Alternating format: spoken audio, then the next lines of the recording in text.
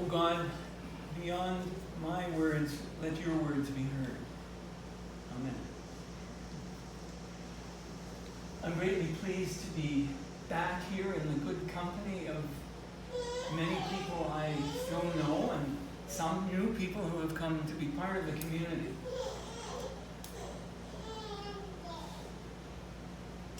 My sermon today is inspired by meeting some of you over the course of the last couple of weeks and seeing your steadfastness in your lives and being Christians in the world and supporting this congregation. And I hope that the thoughts that I was led to will provide a grounding, as Suzanne already mentioned, for the very challenging life that you have here in the city, but also the tremendous potential for being the people of Christ here. I want to start by telling you a story about a man called Peter Funk, who was a great uncle of mine and was a minister in Russia in the 1920s. You probably know that by the end of the 1920s, Stalin had created a dictatorship in Russia which included the banishment of all expressions of religion. My great uncle was unwilling to heed these new laws, and he preached wherever people welcomed him. He was spied on and tracked and finally arrested and put into the gulag. They tried to change his mind by brainwashing him, and when that didn't work, they tried to convince him of their way by pulling out his fingernails. And then suddenly one day, to his complete surprise, the second in command in the prison came to him and said, "You can go. You're set free." He waited not a moment, ran to the nearest train station, and took a train home. Now, my great uncle had other sorrows that awaited him later in his life because of the kind of situation they were living in. But he remained the kind of person that Jesus was looking for in our second reading today. In other words, leaving behind a staff, money, all the things that we think are necessary for us to sustain life. And we need them, of course, but can we sit more lightly to them? Can we be willing to realize that it is not they that give us the grounding that we need to be loving people, but that only if we give the priority to God's love within us can we be sustained in the kind of life that everybody here wants to live.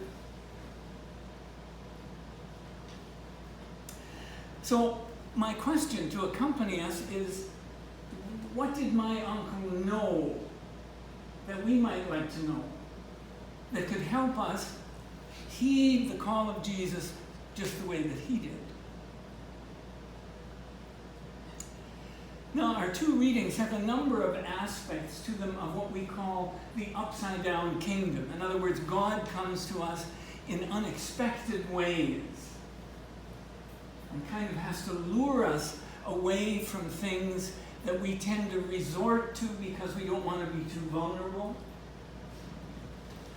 So, in the Gospel of Mark, you probably notice that there is no birth story. In other words, in Matthew and Luke, there are trumpets in the air with angels and wise men and shepherds. And of course, this authenticates who Jesus is.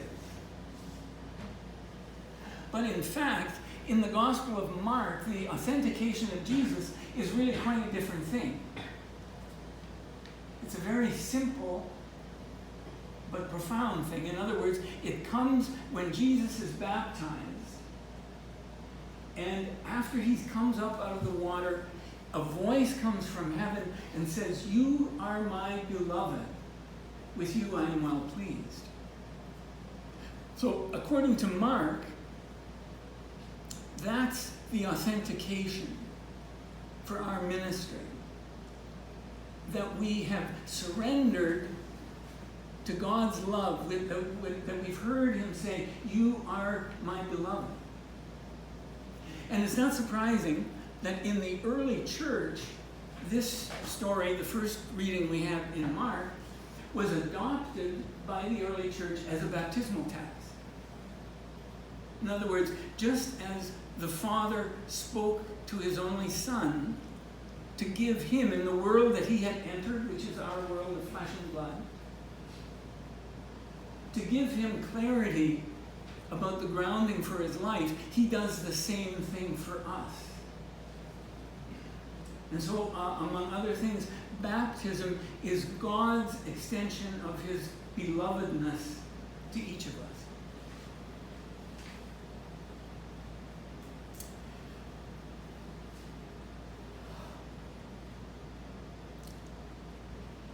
To live this kind of life is more easy said than done. Something in us, which I think is a good intention in some ways, wants to do what is necessary by ourselves. We want to pull ourselves up by our bootstraps if necessary to make some difference in what happens to this world of ours. But that's not the path that Jesus invites us to. First of all, Jesus himself, even though he is assured that he is the beloved, has to grapple with whether he's going to surrender himself fully to this love or still in some way try to make it on his own. And so he goes into the wilderness, and it isn't until he makes this act of surrender to God's love that he's ready to come out of the wilderness. And I can imagine the consolation that this might have provided to my great uncle to think that Jesus himself had to arrive at a place where his confidence in life and in his own life rested ultimately only on the profundity of God's love for him or her. And then Jesus comes out of the wilderness, freed from possessions, status, safety. Obviously, he still lives in a human community, but in a more profound sense, he has nothing left except the love with which he has been loved. You've probably heard this theme all of your lives. What I'm trying to do today is bring it back to life for us so that we have joy in the path that we've taken as Christians in the world. Now, the second reading talks about Jesus coming back to his hometown to let the people there in on what this calling by God has meant for him. And there's a conflicted response by the people. Some of them marvel at what Jesus is doing when he teaches in the synagogue. Some of them are amazed at his power to heal, but there are some in the crowd who thinks that Jesus has just gotten too big for his britches. And so it takes him some time to choose people who he thinks have also been grasped by God's love to the extent that they have a foundation that will never let them down. And in other stories in the New Testament, there are many apostles, men and women. In this case, there are 12 men who have lived with Jesus and who are so grounded in God's love that he takes the risk of entrusting them with his mission. Now, Jesus could have hoarded the love that he was loved with. But he gives it away. He's eager to give it away. He wants to give it away to everybody who will come in on the secret. That the power that we have to change things in the world comes ultimately from being loved. We don't love because we're good. We're too conflicted in our own lives. We love because we're loved. If you can take that one line home with you, and every morning when you get up, I love because I'm loved. God will use that to bring joy and perseverance into your life. Now, this is not easily done, as I've already said.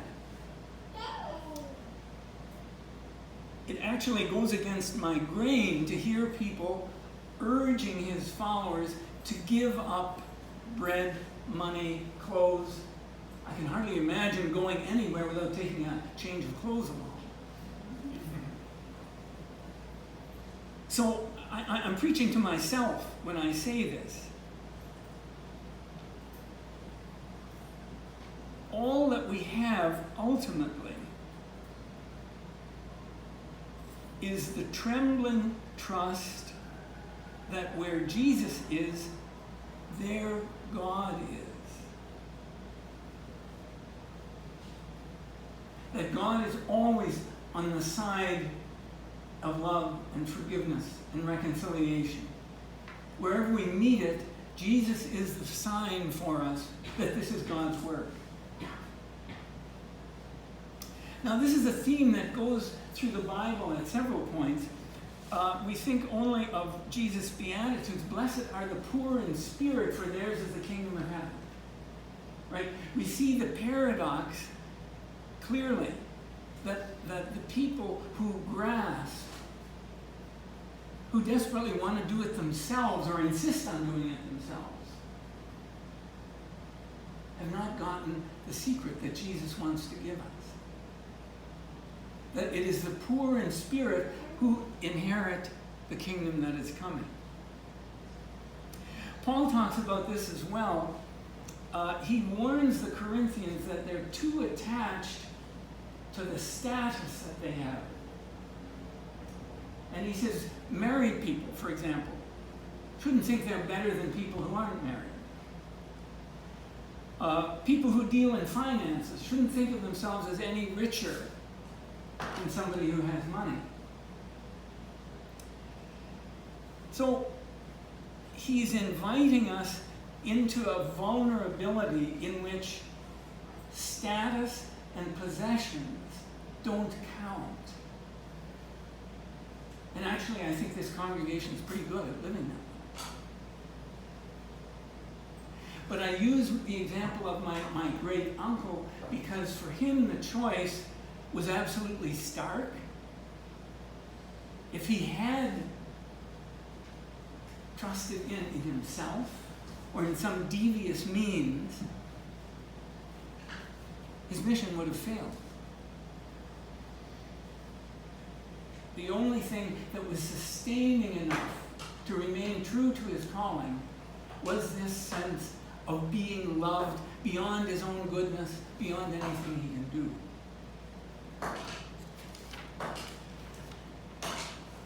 So, let me put it in one other way, and that is that the beginning and end of the gospel is grace and not works. God's grace is ultimately seen in Jesus' self-giving to all of the people that he met in life and all of the people that he died for on the cross. And the resurrection is the ultimate sign that in him goodness is stronger than evil, and love outlasts hatred. The Christian life consists of casting ourselves on that promise that gives us a place to start our life every day. So what was it, this question that I had at the beginning? What did Peter Funk know that we find so hard to know? What freed him to take a chance on God?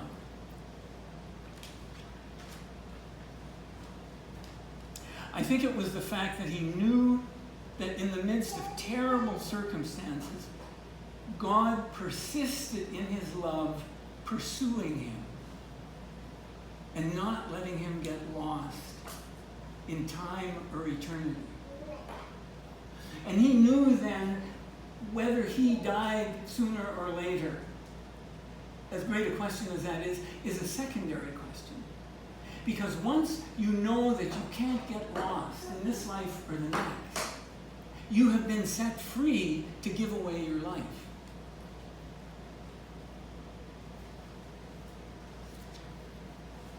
So, one final echo of God's words to his Son. You are my beloved, the one in whom I am well pleased. Each of us is the beloved, in whom God is well pleased. Let's take this claim to heart and make the most of the gift that it brings with us, that we've been set free to love. Amen.